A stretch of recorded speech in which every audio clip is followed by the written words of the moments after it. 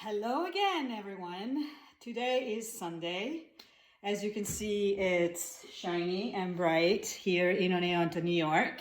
It's been snowing for a couple of days. It's probably April 72 or something like that in the age of coronavirus. And here I am in my SUNY Oneonta uniform to prepare a new Italian recipe. And I know this is one my students really like, in particularly one of my students, Diana.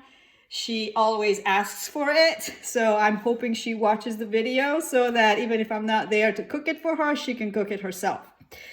This is called focaccia alla barese, which means focaccia is a kind of bread that it's in between the bread and pizza. It's just fluffier, it's just a little softer than pizza, and it's a little higher. The dough is a little higher and has more yeast than the original pizza dough. And the barese style focaccia is a typical recipe from the south of Italy, in particular Puglia. So the heel of Italy. And Bari is the capital city of Puglia. What's the particular feature of this focaccia? Well, it's done with fresh potatoes, grapes potato preferably, and it's very moist and at the same time has a crunchy crust. So what do you need to prepare it? It's really easy. You will need some cherub tomatoes here, and I use Nature's Sweet, but you can use whatever you want them. You have to cut them in halves like I've showed here. And then you have to marinate them for about 20 minutes in olive oil, so extra virgin olive oil, oregano, yes, salt, and a little bit of pepper, and you have to marinate them for about 20 minutes. Then, of course, you will need some dry yeast. Personally, in Italy, I would use fresh yeast. They sell it in little small cubes at the grocery stores. I know that they are available here as well. I was not able to find them in Oneonta, New York. I know they are available in the Albany area, but you know what? I don't drive all the way up to Albany to get some goddamn yeast. So this works just fine. What else do you need? Of course, you need bread flour and you need water. I use sparkling water for my focaccia dough at room temperature. So after you've done all this, and of course I have already set the yeast to rise to activate it. So now I'm ready to go. This focaccia I'm using my personal mixer. But you really can use any kind of mixer in the US. The KitchenAid is one of the most utilized. I'm using mine, which is not a KitchenAid. So the cool feature about my mixer is that this mixer also has an embedded scale. So everything I put in here, I can scale. So let's do it. So you will need 300 grams of bread flour.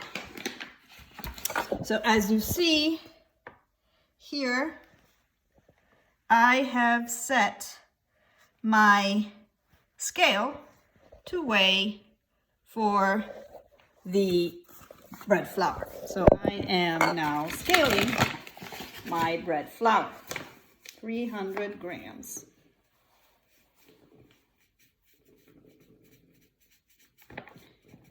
Voila.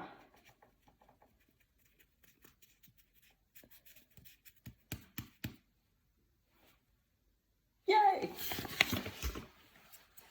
And here you are. 300 grams of bread flour. Then you will need 180 grams of sparkling room temperature water. So here I can reset the scale and I can put 180 grams of water.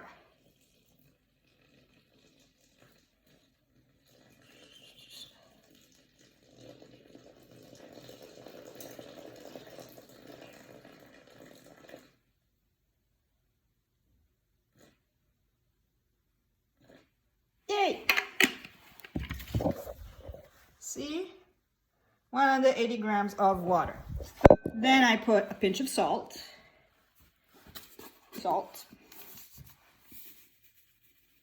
Just a pinch. And at this point, the activated yeast goes into the dough as well. And that's it. So now I set my mixer so that it can run. So now the mixer has finished kneading the dough.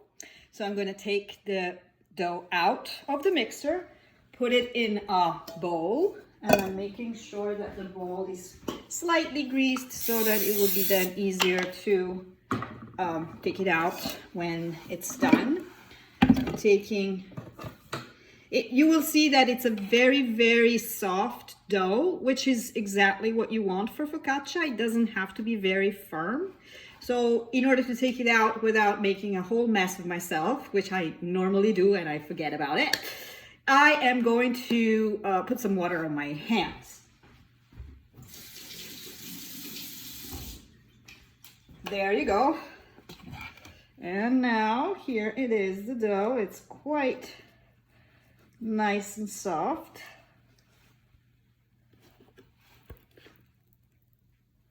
You see it's very elastic and homogeneous, and it's very, very soft. That's good. So I'm taking it all out. You know, I know there are spatulas that do this work better than my hands. But as I said, I always remember to use stuff when I'm already in the midst of it. So here I am with my hands dig into the dough. Now I'm going to cover it and let it rest until it rises. I'm expecting it to rise and to almost double its volume. And that will mean we will be ready to put it in the oven. Now we are ready to finish our focaccia alla barese. I waited for about 40 minutes, and yes, the dough has risen and doubled its volume. As you can see, it looks fluffier and also looks much lighter. So now we have to put the dough in a pan and dress it and put it in the oven. This is going to be a little messy, so bear with me. The first thing I need to do, because this, as you remember, this dough is very soft, so I need to get some water on my hands, otherwise I will never be able to put it in the pan. The other characteristic of the focaccia is that the crust is not as bready as the pizza. So it's half baked, but half fried. And that is why you need to have the pan with a lot of oil.